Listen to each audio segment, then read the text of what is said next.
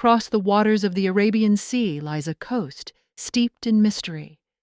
In 1934, English explorer Freya Stark ventured into this rugged region. Her destination was the Hadhramaut, a remote territory in Yemen. Here, she hoped to reach the ancient city of Shibam, known as the Manhattan of the desert. For centuries, Shibam had been a vital hub of trade and a marvel of architecture, with its towering mud brick structures rising like a fortress from the sands.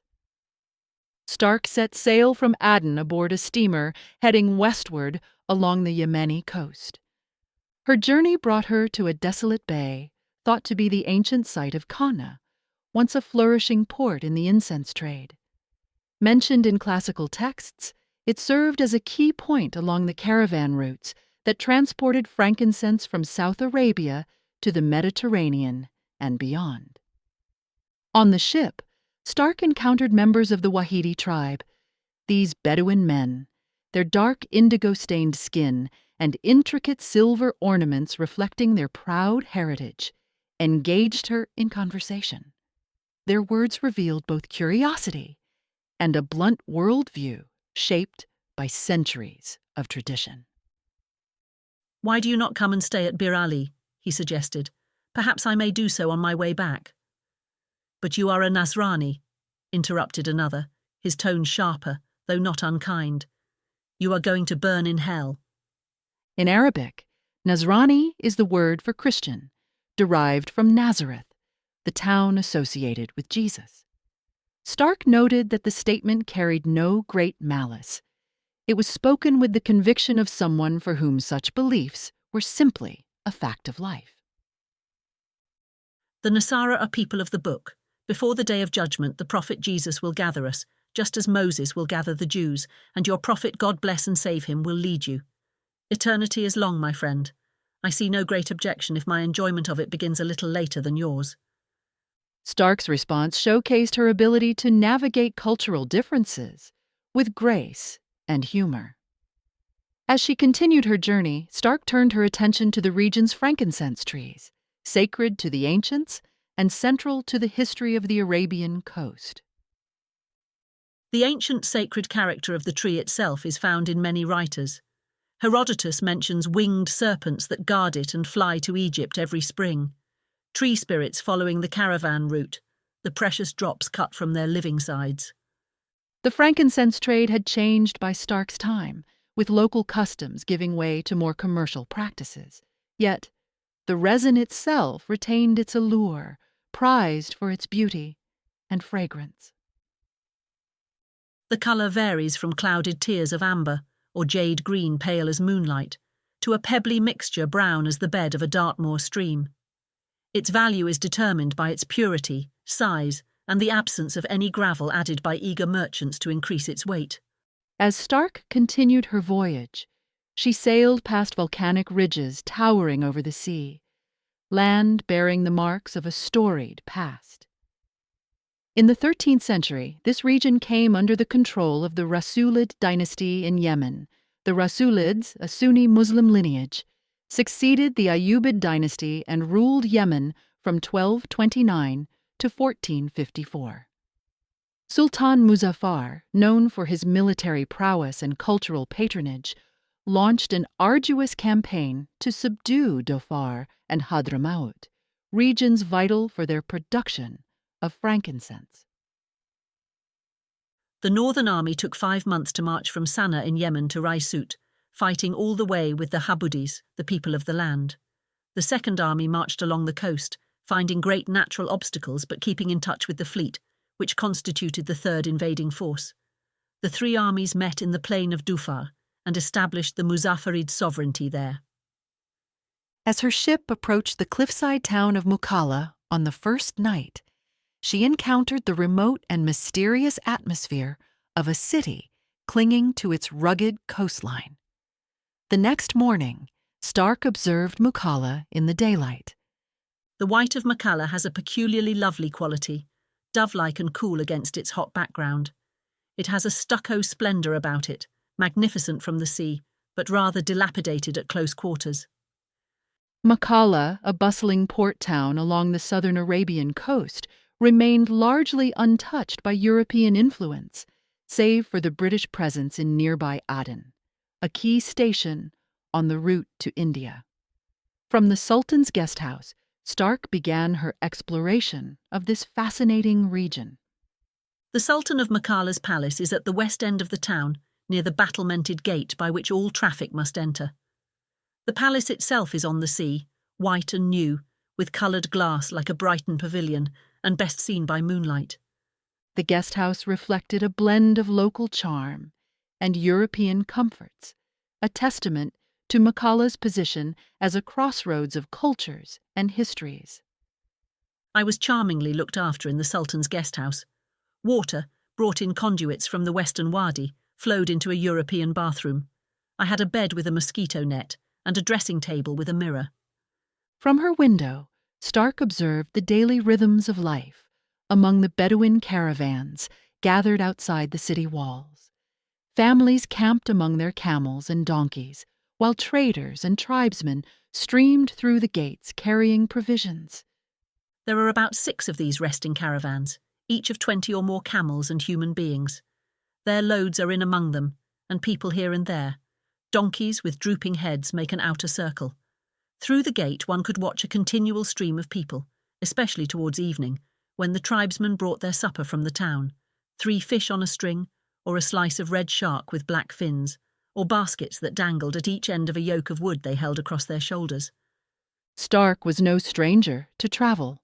By 1934, she had explored Lebanon, Iran, and Iraq. Yet this was her first encounter with the Bedouin of southern Arabia. She relished the opportunity to observe them closely, captivated by their elegance and poise. In all that busy moving world, no one wore either shoes or corsets. It was this, I concluded, which gave them that grace and swallow-like motion and living Hellenic loveliness. One evening, Stark witnessed a Bedouin man at prayer. His simple, reverent movements stood as a symbol of dignity and faith. After squatting on the sand beside his camels to wash his arms and legs and head and mouth, he stood to pray. He stood there with a pose graceful and sure, his beard and hair and lean, unpampered limbs outlined against the sand and sea. Just a man, with an indescribable dignity of mere manhood about him. While her observations focused on the Bedouin, Stark also encountered a different social system in southern Arabia, the institution of slavery. Unlike the transatlantic slave trade, Arabian slavery often fostered close familial bonds between masters and servants. In the Hadhramaut, a small slave or servant is given to every infant member of any well-to-do family, and they grow up devotedly together. European women who live in the East and often complain of Arab servants would be surprised to hear of the devoted lifetimes given by these people to their native masters. As night fell, the bustling energy of the caravans gave way to a tranquil stillness. The compound glowed softly under the moonlight, mirroring the vast, untamed landscapes stretching in all directions. Stark, the only European in this remote region, reflected on the profound solitude of the moment. As I closed my eyes in this security and silence, I thought of the Arabian coasts stretching on either hand, 300 miles to Aden, how many hundred to Muscat in the other direction, the Indian Ocean in front of me, the inland deserts behind. In that solitude, Stark experienced a joy untethered from the material world, a rare happiness that transcended even the isolation of her surroundings. A dim little feeling came curling up through my sleepy senses. I wondered for a second what it might be before I recognized it. It was happiness, pure and immaterial, independent of affections and emotions, the ethereal essence of happiness. As Freya Stark explored Mukalla, she observed the city's economy. The drying of fish, of sea slugs, and of sharks' fins for China, the dyeing with indigo and pressing of sesame oil comprise the industry of the town. The little business there is centres round the harbour, where dhows show their rigging and high stems against the background of cliff, and black slaves with huge naked limbs lie asleep on the bales of the custom house, waiting for a load.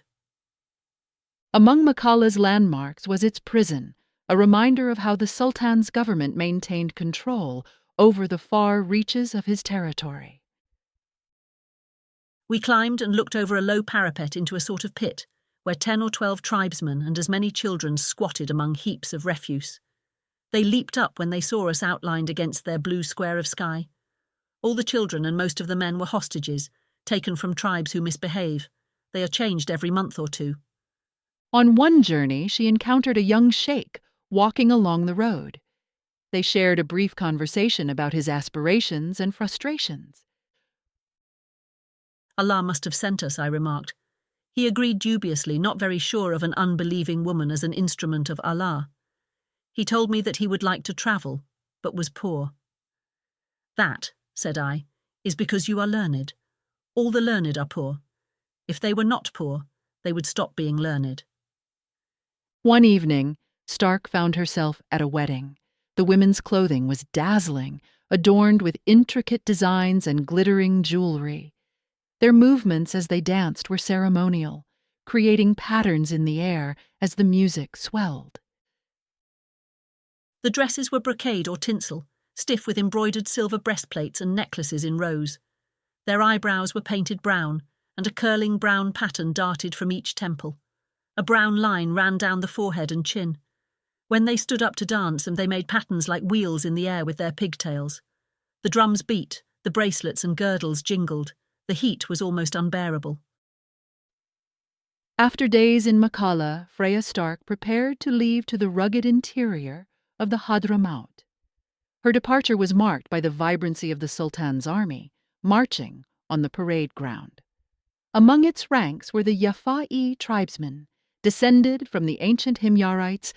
The Yafa'a are one of the largest tribes in southern Yemen, with influence extending to Saudi Arabia, Bahrain, Qatar, and the UAE. Known for their martial prowess, they have historically served in various military roles, including in the Sultan's paid army. The Yafa'a tribesmen are fine-looking men, as muscular as snakes, with long, thin faces, and dressed in whatever colour and with whatever headgear pleases them best, the essential uniform being a cartridge belt and rifle. Alongside the colourful Yafa'a were the Nizam, African slaves, forming the Sultan's personal guard, whose presence reflected a long-standing tradition in Arabian palaces.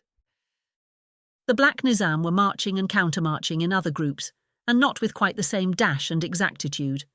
They are the Sultan's private property, slave families from Africa, but settled for generations in the royal palace, and are an institution in Arabian palaces older than Islam, for they were known in pagan Mecca under the name of Ahabis. With her departure imminent, Stark met her 2 Bedouin guides, striking figures whose efficiency was matched by their vivid appearance. They prepared for the week-long journey to Wadi Dawan, approximately 150 miles inland. 2 wild little men of some earlier world than ours had been brought to me the day before as guides and carriers. Their lips, like their faces, were blue with indigo, and they strolled about my room on bare dancing feet, lifting my boxes silently and gently to judge of their weight. The guides meticulously packed the supplies for the journey, ensuring Stark's caravan was well equipped for the rugged trek ahead. 3 donkeys, they said, would be necessary, and 1 for me to ride on.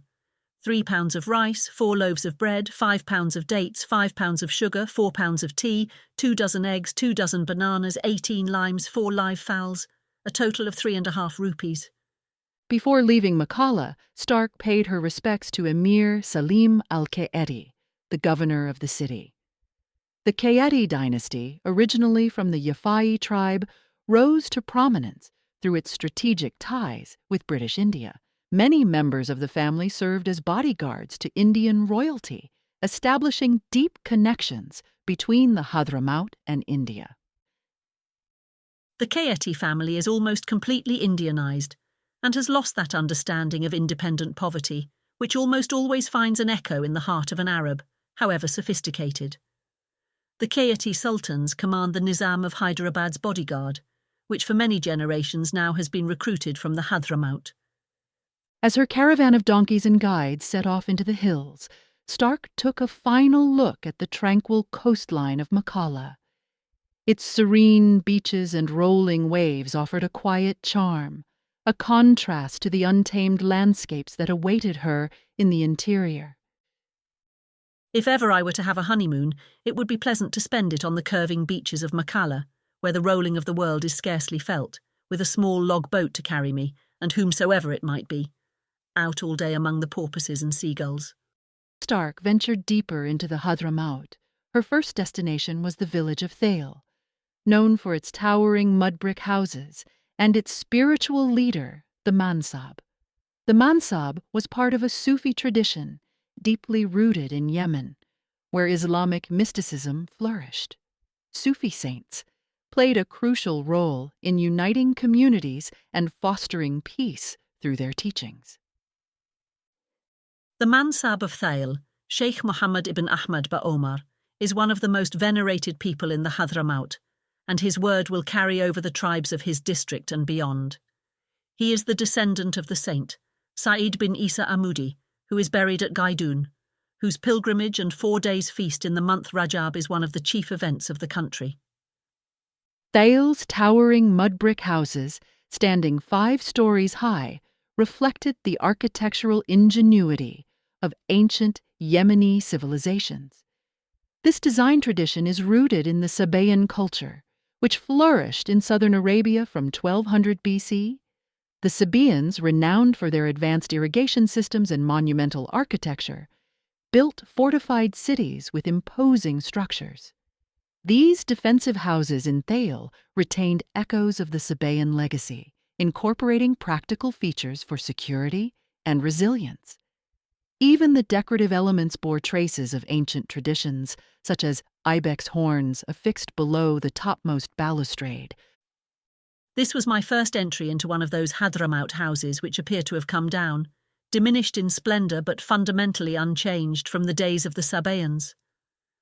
The bottom story of the house is unprovided with windows from motives of defence. It is usually filled with goats or donkeys and branches into turns and stairs as puzzling as a labyrinth. Welcomed with warm hospitality, Stark found herself surrounded by a family whose demeanor exuded quiet authority and the lasting influence of spiritual leadership. The women of the household offered a glimpse into traditions that had been preserved for generations. Elaborately plaited hair, a hallmark of feminine beauty, was paired with postpartum customs involving hudar, a dye believed to have protective and purifying properties. The making of the innumerable little plaits takes a whole day from morning to afternoon, and they last only 10 days when they are made. A woman presently came in and sat beside us, her face hideously streaked with the brown dye they call hudar. This was done daily for 40 days after childbirth, and washed off every evening. However, the harmonious evening was briefly interrupted when a young boy shocked the gathering by asking for baksheesh, a word commonly used in the region to mean a tip or alms. Stark was taken aback by the request, which disrupted the cultural norms of hospitality where guests were treated with honor and not seen as sources of monetary gain. The little boy suddenly shocked everyone by murmuring the word baksheesh. I said nothing, but looked pained and shocked. The rest of the gathering were horrified beyond words. "Where did you learn to say such things to a guest?" said the Mansab's daughter at last. "You must be mad." When pressed, the boy explained that earlier European travelers had established the practice of handing out money indiscriminately, leading to skewed expectations. "Nasara," he mumbled. "They all give baksheesh. The Nasara who came before gave baksheesh to everyone." Stark reflected on the boy's plea and its deeper implications. The casual generosity of earlier travelers, though well-meaning, risked distorting local values. It served as an early warning of how exposure to foreign influences could subtly erode cultural norms, foreshadowing the complexities of modern tourism. This habit of scattering money is, I think, one of the most unfortunate things that European travellers are apt to do. By it they offend the best Arabs and spoil the rest. As Stark continued her journey in the Hadhramaut, the landscapes shifted. Vast wadis gave way to towering limestone cliffs. Pools of water nestled among oleanders and acacias brought brief respites of green amidst the arid expanse. Yet, amidst the harsh beauty of the land, it was the shared moments with her Bedouin guides, Said and Saham, that left the most enduring impression. I never had any difficulties with my Bedouin and found nothing but friendliness and an anxiety to serve in every way, and I attribute this chiefly to the fact that we had our meals together. Evenings around the campfire became a space for shared stories, songs, and a growing mutual respect. Stark's choice to sit with her companions around the same fire was a significant departure from the behavior of earlier European travelers who had alienated their local guides. Said said, "We had a fire, but it was not good enough for them. They wanted a separate one of their own to cook on, and we were told to sit quite far away from them. And they are so proud that they insist on riding ahead, and we who belong to the country have to come after them." Stark's ability to bridge cultural divides, whether as a woman in a male-dominated region or as a European among Bedouin, set her apart from many travelers of her time.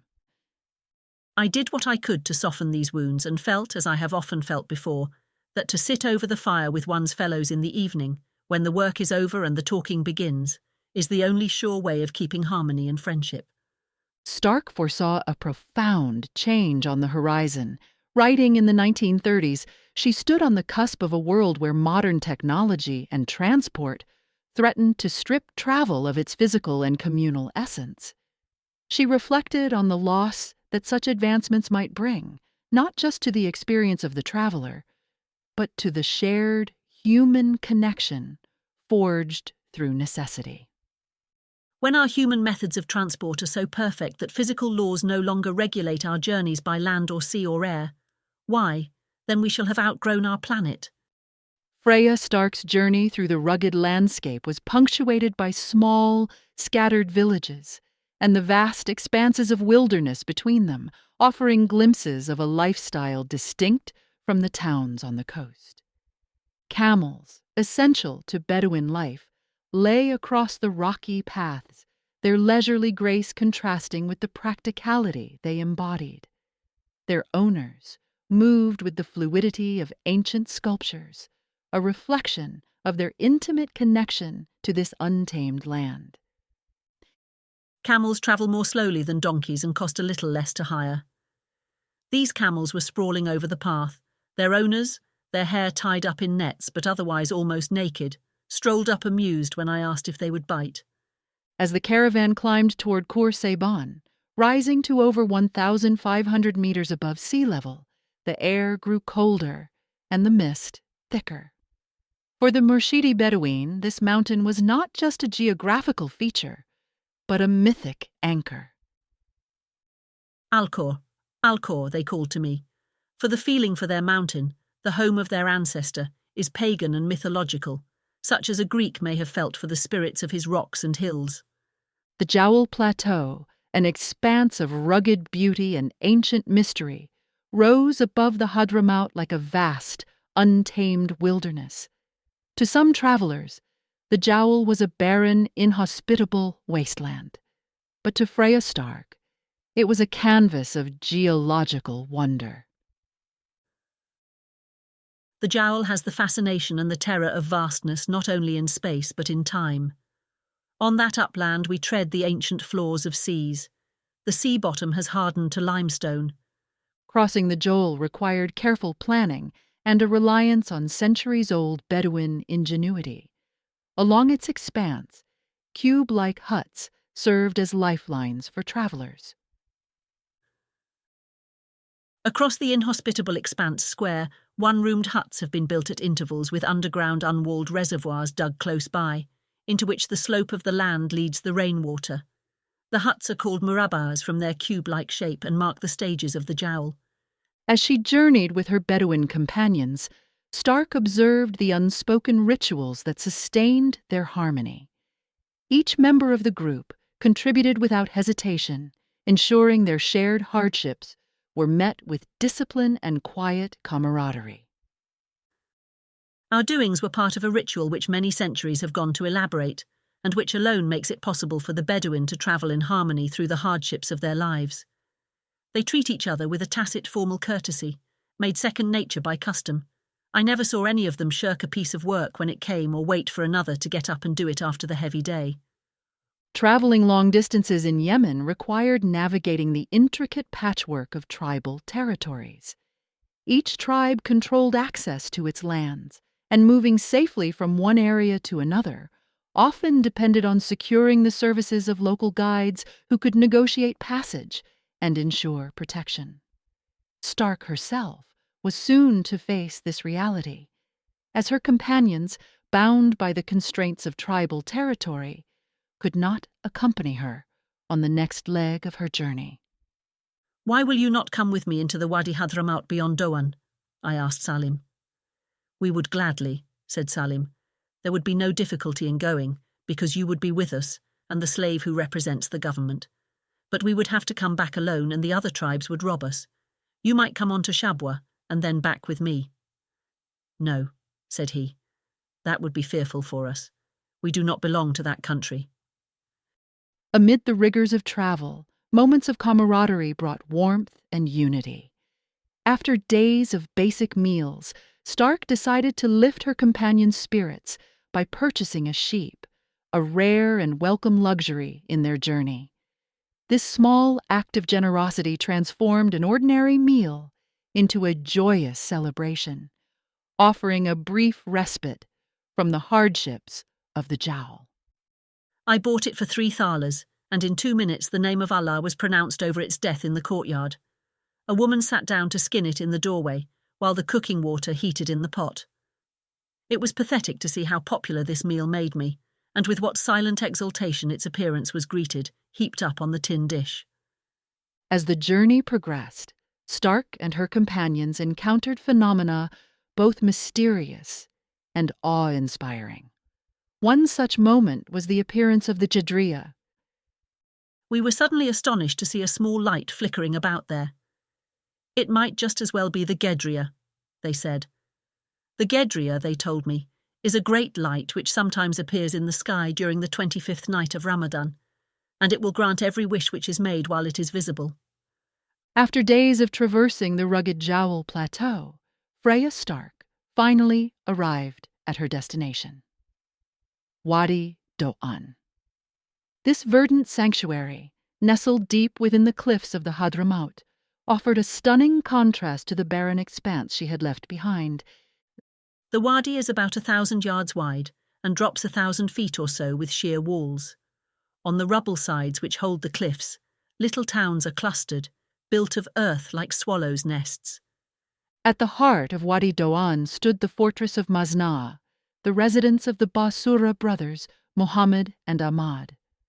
Known for their fair and firm leadership, the brothers commanded respect not just from their Bedouin allies, but also from the townspeople of the valley. The 2 brothers lived together in harmony in the fortress, sharing the weight of government between them. Their Bedouin love them and say, "Basura is our father," as a Highland clansman might say of the head of his clan. And the Wadi people too unite in praising them, and the fairness and firmness of their government. The fortress, a hub of governance and family life, became Stark's home for 12 days.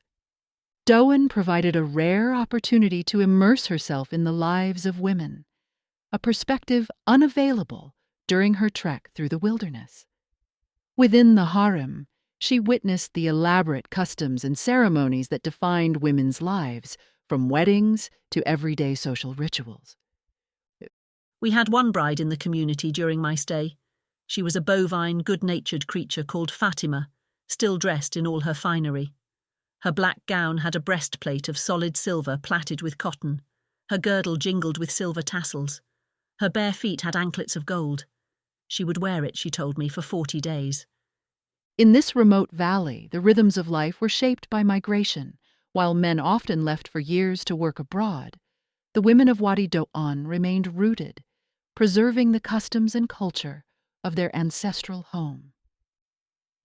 The men stay away sometimes 15 or 20 years, and marry other wives abroad, since their own women will hardly ever leave their valleys.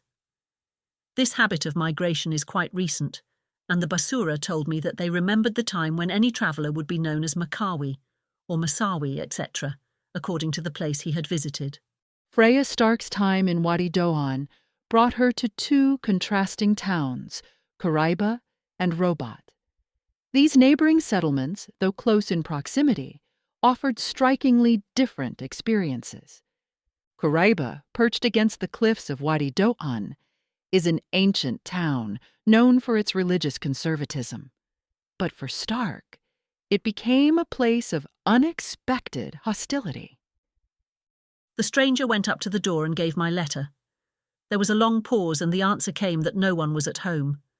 I suspected, and everyone else knew, this to be untrue. The Sayyid himself was, as a matter of fact, away. If he had been at home, the disaster would not have been allowed to happen.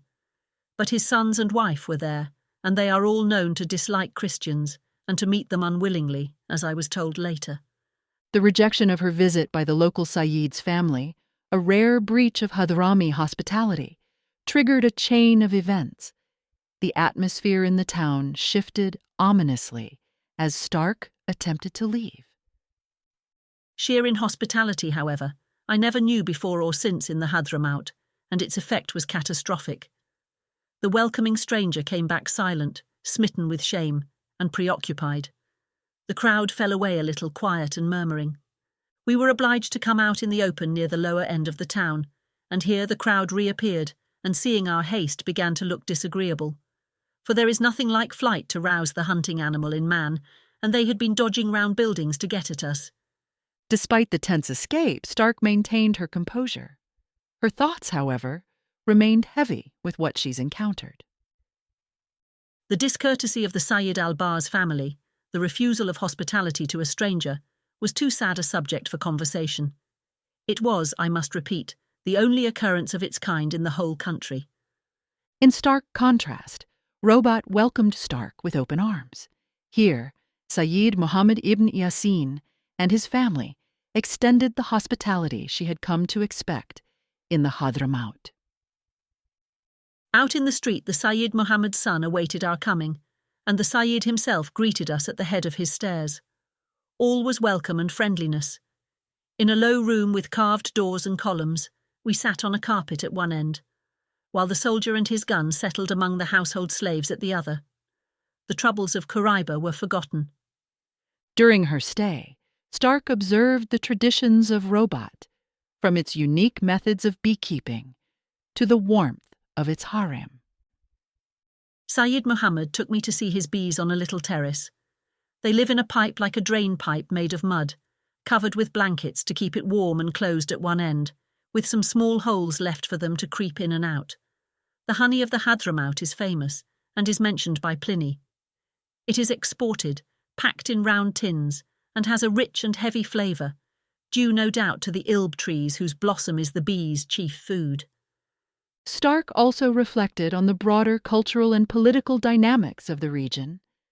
The Surra Brothers, whose rule brought peace to Wadi Dawan, faced challenges maintaining order amidst tribal conflicts and external pressures. The strength of their rule lies in the tribal power they have over the eastern Bedouin, the only real basis of power possible in this country. The security of Dawan is an island in a not very quiet sea. The difficulties of keeping the peace are added to by the fact that the Bedouin here consider it a disgrace to accept blood money, so that their feuds go on forever. The Yafa'is, a group of mercenaries, added to these challenges with their unruly behavior. Stark captured the complexities of their presence through her interactions with a Yafa'i chief.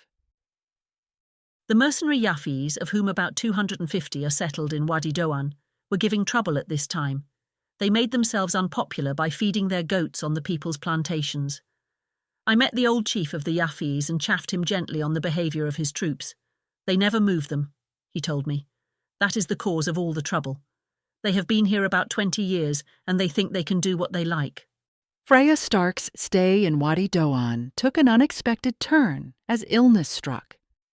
On the first day of my arrival in Dawan, the mother of Nur told me, as she sat with me over coffee, that the small scrap wailing in her lap was ill with measles. She turned its one green satin garment and many amulets upside down and showed me the spots, and I knew, never having had the disease before, what lay in store for me. In Wadi Dawan, traditional beliefs shaped the way people understood and responded to disease. Measles, a recurring epidemic, was thought to be linked to seemingly harmless items, reflecting the valley's distinct cultural outlook on health and hygiene. Nearly every small child who came nestling up so confidingly had a spotty face when I examined it. They caught the illness not from each other, I was told, but from scented things like soap. Tavernier in his travels mentions that the Abyssins and the kingdom of Saba use no soap, and perhaps this was the reason. As Stark endured days of fever and delirium, the bustling life of the harem unfolded around her, revealing itself as a lively, communal space that offered comfort, yet left little room for privacy. A friendly democracy accepted all. The grubbiest could sit there on the carpet, using it as a handkerchief, or lifting the edge now and then to spit carefully underneath. It was the life of the medieval castle in all its details. A life so much lived in common that privacy and cleanliness are almost unobtainable luxuries. The women of the harem, while supportive, turned to traditional remedies to aid Stark's recovery. Their approaches reflected the prevailing practices of the region. They were anxious to try a hot iron on me at the back of my neck, which they say is a good remedy for measles. I avoided this, but I was not so lucky with an old witch of a woman. She uttered invocations and whirled her indigo fingers and skinny arms like windmills about my head. Even amidst her illness, Stark observed the resilience of the women in the harem. Their acceptance of hardship, shaped by a deeply rooted faith, resonated in every interaction. All diseases come from Allah when they asked for impossible cures, and then I would be put to shame, for all they would answer was, "Praise be to God," in meek, unquestioning acceptance, and they would repeat this even when telling me of the deaths of their children, submissive to a destiny over which they have so little control. As Stark recovered, her thoughts turned to the journey ahead. Leaving the fortress of Masna, she reflected on the valley's people, its ancient history, and the boundless hospitality that sustained her during her illness. As she continued her journey northward, the lush palm groves of Wadi Dawan gave way to barren stretches of earth. Traveling under the protection of a Sayyid, 3 Yafa'a mercenaries, and a young Bedouin, Stark's party symbolized the fragile cooperation needed to traverse these unstable lands. The Yafa'is, with their rugged demeanor, embody the duality of their role as both guardians and symbols of a region teetering on lawlessness. The 3 Yafa'is scattered gaily over this land, walking carelessly, tall and thin. They were fine-looking, careless men with a lawless swagger. Finally, as night fell, the town of Hadhramaut appeared, a silhouette of blackness on the horizon. In Hadhramaut, authority wore a curious guise. A slave governor, appointed to represent the central government, held office but commanded little respect. The governor exemplified how slavery in Arabian culture differed markedly from Western notions, allowing for social mobility, yet not immunity from marginalization. No one paid the slightest attention to the slave governor of Hadhramaut. He hesitated in a corner and fraternized with our slave soldier. A visible example of the uselessness of authority to uninfluential people in a tribal country. The tribal elders and Sayyids held the real power, as seen in the reverence commanded by Ahmad al-Attas, the Mansab of Meshed, exuding patriarchal authority and benevolence.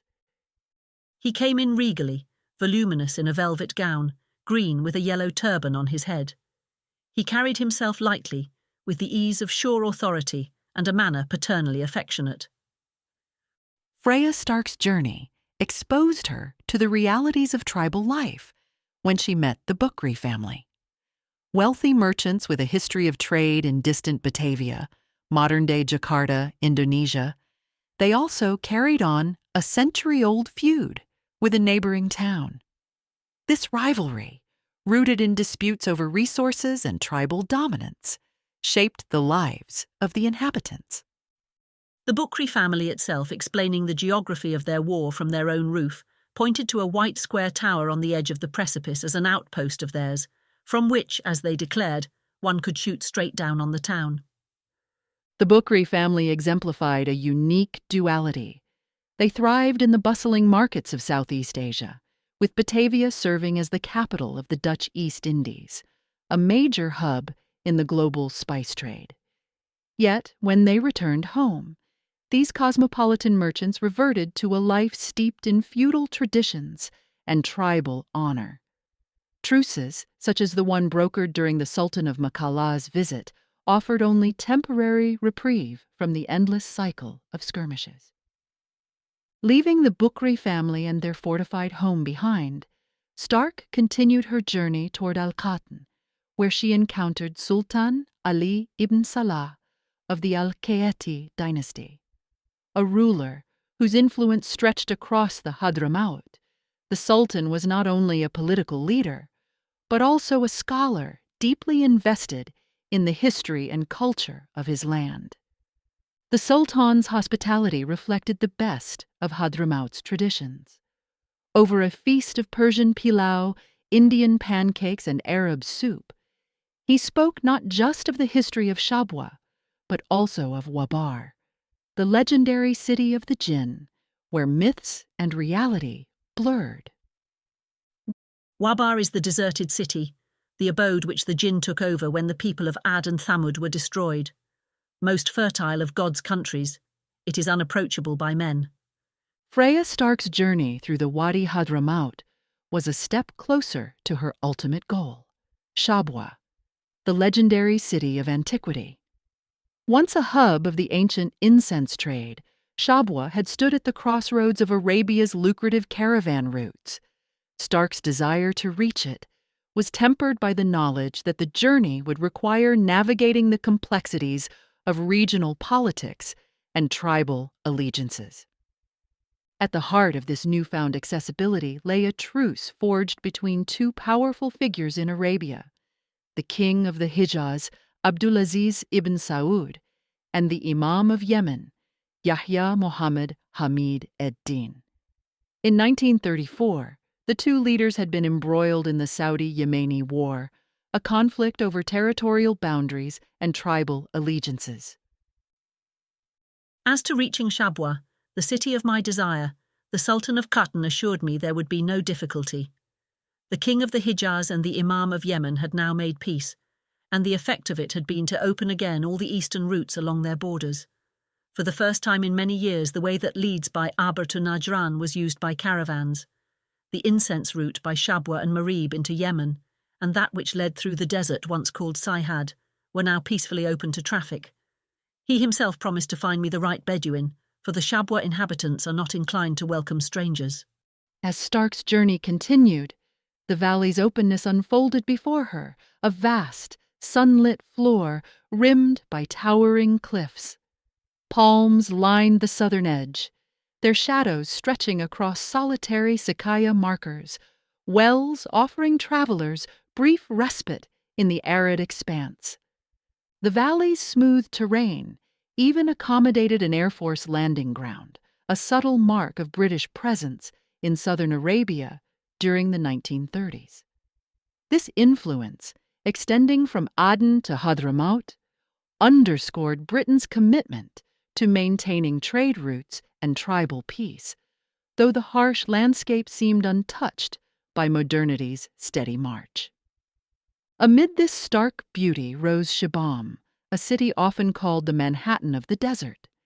Its towering mud-brick houses, standing 7 stories high, leaned gracefully toward their whitewashed tops, interspersed with delicate minarets. Shibam seemed a natural extension of the earth itself, built on a mound that likely buried the remains of its ancestors. The city was tied to the legendary people of Ad, an ancient tribe mentioned in the Quran and Arabic folklore, who were said to have built towering structures and lush gardens in the deserts of southern Arabia. Stark's arrival in Shibam was marked by an argument between her soldier, representing the Mukalla government, and Hassan, her guide, a staunch supporter of the rival Qatiri rulers. The soldier insisted Stark should stay in Shibam as a guest of the Qu'aiti governor. Hassan, however, intent on continuing their journey into Qatiri lands, dismissed the suggestion. In the end, Stark's illness and need for rest decided the matter. She would press on, promising to return to Shibam another day. Despite her brief visit, Shibam left a lasting impression. Its skyline of mud-brick towers stood as a testament to human ingenuity, offering both beauty and fortification in the heart of the desert. Beyond the city's immediate charm lay a history shaped by the rise and fall of powerful tribes. Among these, the Qatiri tribe, who had once dominated Hadhramaut, remained a formidable presence. The Qatiri are the older family in Hadhramaut. 10,000 of them came from near Sana'a about AD 1494 and took first the inner lands east of Henin and then the coastlands from the Beni Ghassan. They owned all about us when first the Yafa'a tribesmen and the present Mukalla dynasty descended from their hills. Leaving behind the towering architecture of Shibam, Stark ventured further into the Wadi Hadhramaut, onto the nearby town of Seyyun. In Seyyun, Stark found refuge in the Sultan's summer pavilion, a retreat surrounded by gardens and filled with unexpected luxuries. The whitewashed villa, complete with Roman-style baths, offered a rare glimpse of comfort and hospitality in a land known for its rugged austerity. My supper was laid on a table under the porch with a white tablecloth and all the tinned delicacies of California. Milk, hitherto almost unattainable, came from a cow in a mud hut in the garden. In Seyyun, Stark sought treatment from a chemist, a young man shaped by the diaspora, having grown up in Australia before being brought back to Yemen to preserve his faith. The scales and microscope and bottles ranged in rows were all scrupulously clean in that unlikely place. But few ever came to him, he said. The people of Seyyun, on the whole, prefer to run hot irons down the back of their necks. This small town, nestled amid cornfields and palm groves, exuded a quiet charm that captivated Stark. Its narrow lanes and ornate houses formed a mosaic of cultural history. The houses are rich with every variety of delicate lacework. From the warm shadows below, their parapets rise into sunlight, often with outcrops like the machicolations round old castles. At the center of Seyyun stood the Sultan's palace, towering above the bustling market. Sultan Ali ibn Mansur, a descendant of Hamdan, welcomed Stark with a warmth that reflected his deep-rooted respect for tradition. A man who balanced the burdens of leadership with simple pleasures. He loved his garden and to sit and drink tea with his friends under a palm tree and watch the square beds of lucerne and maize, cabbages, carrots and onions, zinnias and marrows. The Sultan's company revealed the complexities of life in the Hadhramaut, where modernity tiptoed forward. Telephones linked homes within town walls, but beyond, the wires fell prey to sabotage. Everyone, said Hassan, has telephones in Tarim from one house to the other, but one cannot have them between town and town, for the Bedouin cut the wires if they go beyond the walls. Hassan disliked the Bedouin because they were not modern. If he saw me talking to them and saw their easy way of considering themselves anybody's equal, he would stick out his jaw and look straight in front of him, till I saw fit to disentangle myself from such familiarity and climb back into the decent aloofness of a car. Stark also met Sayyida, a learned widow and poetess whose home became a gathering place for women to study Islamic texts and poetry. The Sayyida's vibrant personality contrasted sharply with the more rigid scholars of the region, leaving a lasting impression on Stark. I left the Sayyida with friendly feelings in my heart, for her pedantry bubbled out spontaneous and gay, as artless in those arid theological pastures as a mountain stream in rocks. There were other learned ladies in Seyyun, she told me, for it and Tarim are cities of religion and learning, but they were very bigoted. She was not so. Her arms were open to the Christian listener, and she was full of genuine friendliness. After days of recovery in Seyoun, Stark left behind its serene gardens and bustling markets, venturing onward to Tarim. The journey to Tarim began under the shadow of Bedouin protection. Even in times of relative peace, the lingering necessity of armed escorts reflected the delicate balance of security in the region. Stark's guide, a quiet Bedouin from the Awamir tribe, joined her in the car, his rifle serving as a reminder of the rugged autonomy of the desert tribes. The car that was to take us to Tarim already had a dusty blue Bedouin settled on the front seat nursing his gun. The fact that an escort is still necessary gives pain, and one does not like to emphasize it. As Stark traveled, she pondered the ruins of Himyaritic cities that dotted the landscape. These ancient civilizations, once thriving hubs of trade and innovation, left traces of their grandeur amid the arid desert. That the population of southeastern Yemen was more numerous under the South Arabian empires than it is now may be inferred from some of the figures given on the great Himyaritic inscription of Surra. 26,000 killed and 65,000 prisoners show that the strip of country stretching roughly south of Najran to the sea must then have been more thickly populated than now. One cannot help pondering on these problems. As one drives down the Wadi, for anywhere here one may come upon the Himyaritic cities. Among the sites of significance was the grave of Sayyid Ahmad ibn Isa al-Muhajir, a pivotal figure in Hadhramaut's history. Born in Basra in the 9th century, Al-Muhajir migrated to the region to escape the religious and political turmoil of the Abbasid period. Settling first in Hajarain and later in Tarim, he became a devout missionary, spreading Islamic teachings and laying the foundations for the Alawi Seyyeds, a prominent lineage of religious scholars and leaders. He proselytized the land of Hadhramaut, and the Seyyeds descended from him are now one of the 4 classes into which its inhabitants are divided. Seyyeds, Qabis, or people who, though settled in towns, are descended from a tribe, meskin or labourers, and da'if, the lowest class of all. Arriving in Tarim, Stark encountered a city steeped in history and vibrant with religious significance. Renowned for its deep ties to Islamic scholarship, Tarim held a pivotal role during the period of apostasy that followed the Prophet Muhammad's death. During this tumultuous time, many tribes in the Arabian Peninsula, including the Kinda tribe of the Hadhramaut, renounced Islam, threatening the nascent faith. Tarim, however, stood firm, a bastion of loyalty to Islam amidst widespread defection. It became a center of resistance, where Muslim forces gathered to confront the apostate forces. This steadfastness cemented Tarim's reputation as a spiritual beacon and a city of enduring faith. Tarim prides herself on this ancient faithfulness, and is still the city of religion par excellence in a country which is all considered as a stronghold of religion in Islam. Tarim's 360 mosques, including one founded by Sultan al-Muzaffar of the Rasulid dynasty in the 14th century, reflected its enduring status as a center of Islamic scholarship and devotion. The Rasulids, rulers of Yemen and southern Arabia, were instrumental in fostering religious and cultural growth in the region, and their influence extended to Tarim's architectural and scholarly traditions. Alongside this deeply rooted conservatism stood the progressive Kaff Seyyeds, a distinguished family of religious and political leaders. The Kaff Seyyeds are very broad-minded and progressive.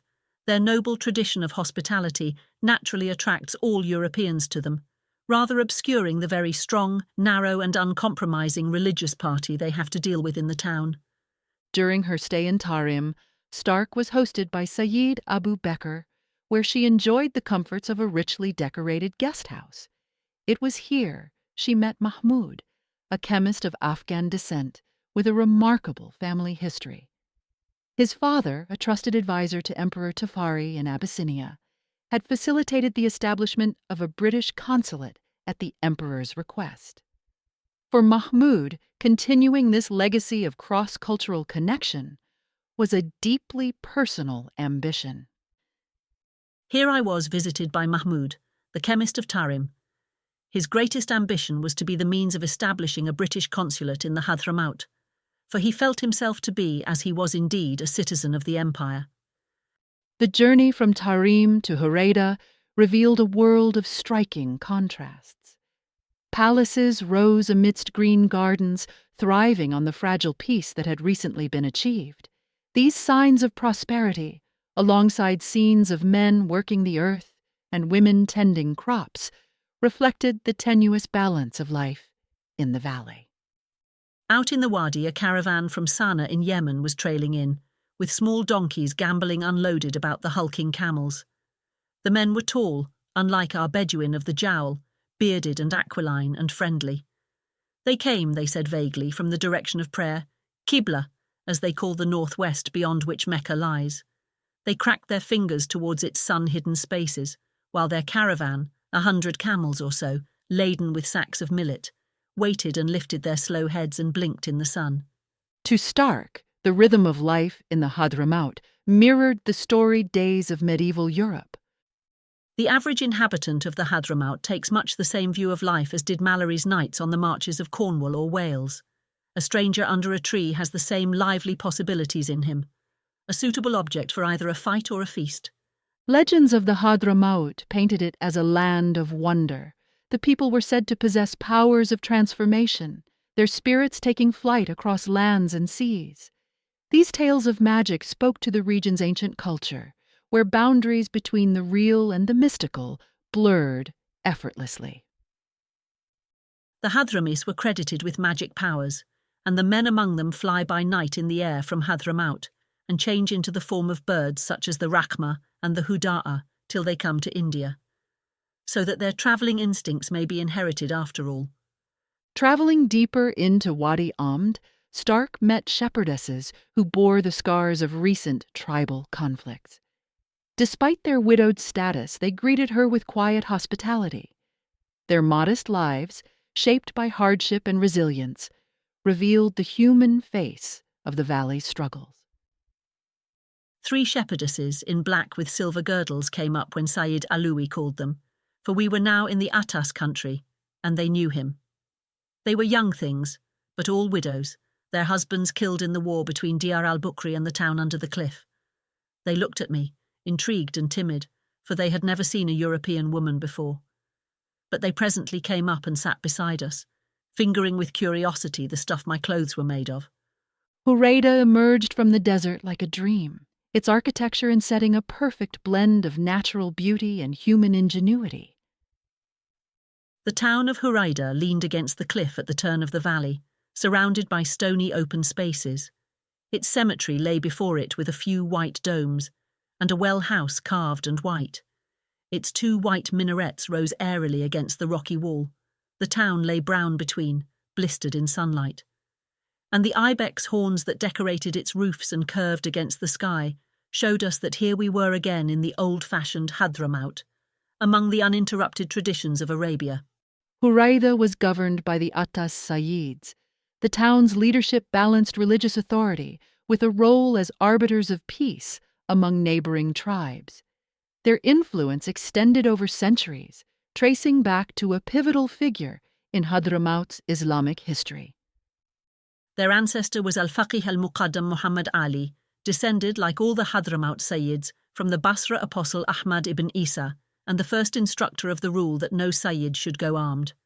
After him, about 300 years ago, Sayyid Omar Abdurrahman al-Attas came to Horeida, built the first mosque there, and concluded 17 peace treaties with the surrounding tribes. The Attas family's legacy in Horeida extended beyond tribal diplomacy to the stewardship of learning.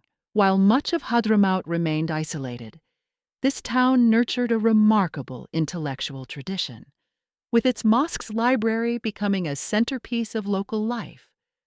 Such repositories often housed rare works that bridged the worlds of religion, history, and science. The modern mosque of Horeida was built with beautiful and elaborate workmanship, It is large and imposing, and has water running out of taps, and on its roof a library of 10,000 volumes, they told me, kept under the white dome. Scattered throughout the town were Himyaritic inscriptions, remnants of South Arabia's pre-Islamic kingdoms. These scripts were a link to an era when this land held a central place in trade and civilization. The fact that the Himyaritic writing was still known in the Hadhramaut at the beginning of Islam is proved by the story of Qaisaba ibn Kulthum. He wrote a message in the Himyar script with his knife on the saddle of a passing camel, and the message eventually reached his tribe in Hadhramaut. While Hurayda bore the hallmarks of a feudal society, its survival was deeply tied to its embrace of knowledge. In a world where shifting alliances and rivalries often defined daily life, the preservation of learning was not merely an academic pursuit. It was a form of resistance against the erosion of identity. As we jolted away and I looked back, their little town, with the Bedouin and the cliffs like a Damocles sword above it and the treeless fields below, seemed as it were a symbol of the dignity of learning, a little brown place where, still building in the future, surrounded by deserts and wars, lives a faith more disinterested than most religions, a more sublime passion than most terrestrially revered ideals. Returning to Shibam, Freya Stark faced a health crisis that pushed her to the brink. Struggling with a weakening heart and the isolation of illness, she found strength in the unwavering kindness of her Hadrami hosts. "Are we not British?" they said whenever I thanked them. "We are born in Singapore. Your king is ours." Her determination to endure was matched by her reflections on life's fleeting beauty. The memories of small joys, tea on an English lawn, or the scent of pine woods, were a balm as she battled the terrifying prospect of death. I listened to a tiny pulse in my ear like a wave of life breaking on some unmapped shore, and saw the beauty of its small forgotten moments.